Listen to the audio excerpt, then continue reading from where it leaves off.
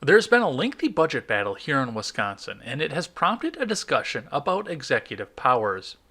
After Governor Evers vetoed three budget line items proposed by the GOP controlled legislature, Wisconsin Republicans countered with a proposal to amend the state's constitution.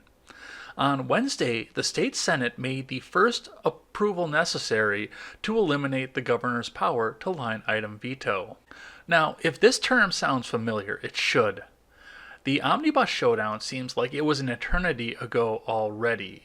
But during the fireworks, President Trump brought up the age-old idea of using the line item veto, while he was proposing a series of ideas to avoid future spending bill showdowns and lengthy government shutdowns. Trump brought the idea up and suggested that this would have never happened if he had had it. A Twitter discussion ensued among the president's faithful that seemed to be favorable to the idea.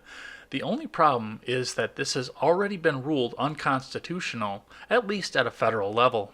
Now, before we get into the politics of passing such an undertaking, let's review what exactly is on the table. A line item veto is a very straightforward idea. An executive has the ability to go down a bill line by line and veto the items he or she disagrees with. Now, lawmakers tend to add provisions along controversial bills as a form of compromise to help get those extra votes for passage. With the power to veto line by line, the executive can go through and eliminate these extra provisions. And of course, while elimination of legislative pork is an important function of these powers, line item vetoes really shine during the budget process. Our governments love to spend on both sides of the aisle, and often the side out of power will pack a budget or spending package with partisan pet projects under the threat of government shutdown or another political repercussion.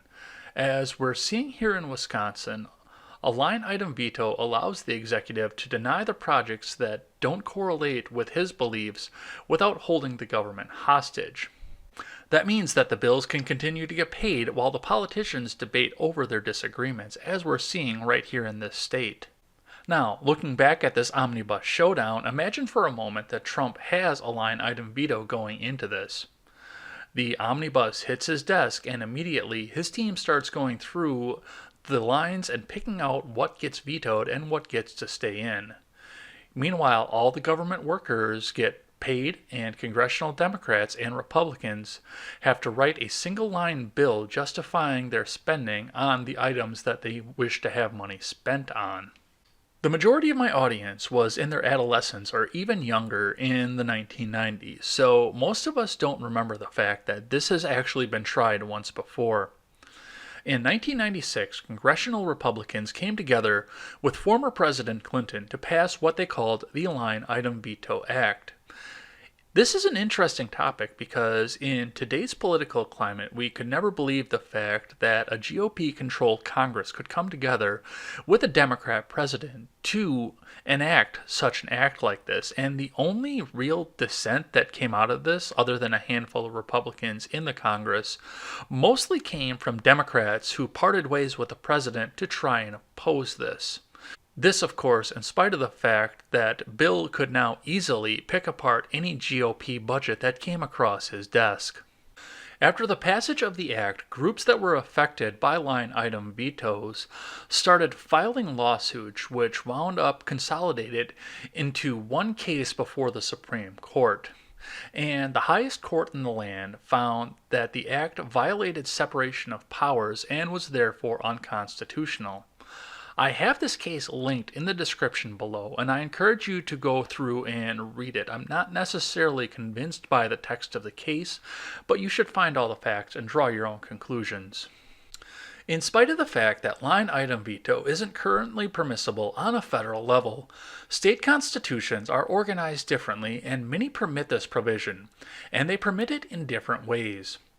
Wisconsin's veto powers are some of the most powerful in the country and literally allow governors to veto individual words to change the fundamental meanings of sentences, especially in a budget situation.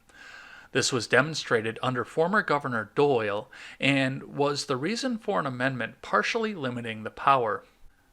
And now, after the veto power allowed Evers to redirect $65 million into the school system unilaterally, Wisconsin GOP seek to end the power entirely. At the time I'm recording this video, a constitutional amendment is currently sitting in the state assembly awaiting passage after it cleared the Senate.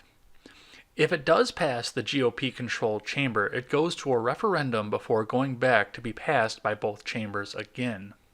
Line item vetoes are an amazing tool to help keep the wheels of government moving. And since a full repeal of the federal government is an unpopular idea, we do need to keep these wheels turning, at least for now. As I mentioned before, the line item veto prevents the party out of power in the executive branch from holding the government workers hostage to get their pet projects approved. And while it may violate separation of powers, the benefits to checks and balances may greatly outweigh that. And the benefit to the American people, especially government workers, is very hard to ignore. If the laws were written correctly and executive reallocation wasn't permitted, a federal budget has the potential to become much more bare bones at that point, with lawmakers being required to justify their additional spending. And that would include creating a single-line bill to pass both chambers before getting to the White House and getting approved.